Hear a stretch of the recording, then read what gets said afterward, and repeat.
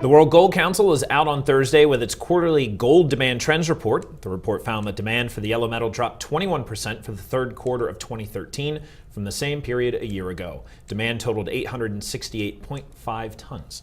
Joining us to discuss these findings is Will Rhind. He is the Managing Director of Investment at the World Gold Council. Will, it's fantastic to have you back in our studio. Thank you, Joe. Good to be here.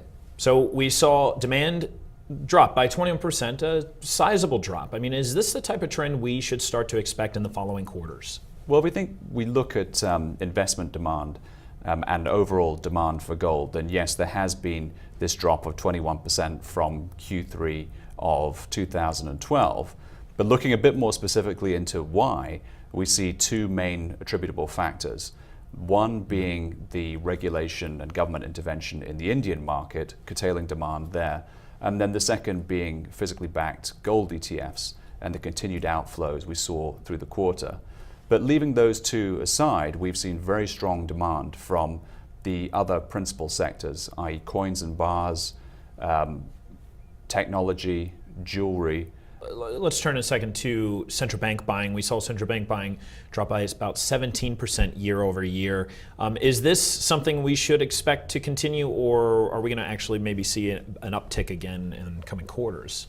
Well, I think for central banks, what we have seen is 11 consecutive quarters of net gold purchases.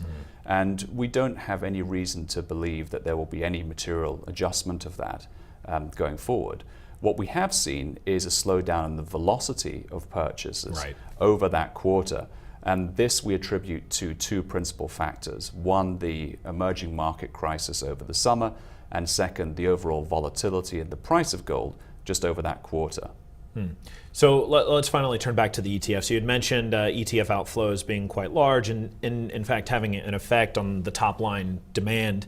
So is it really that big of a deal? I mean, there's talk that sure, it's been happening, we're familiar with it, but I mean, is it?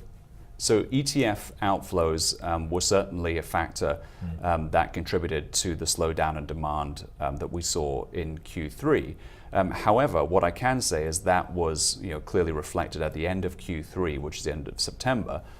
Here we are in the middle of November, and what we can say is that we have seen indeed some signs of buying coming back into the physical gold ETF market.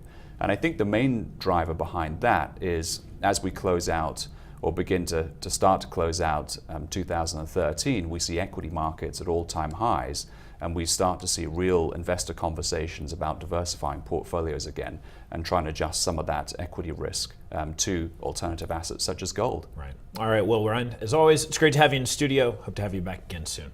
Thanks, Joe. That's Will Rhind of the World Gold Council, and that's your third quarter gold demand trends report. Reporting from Wall Street for TheStreet, I'm Joe Deaux.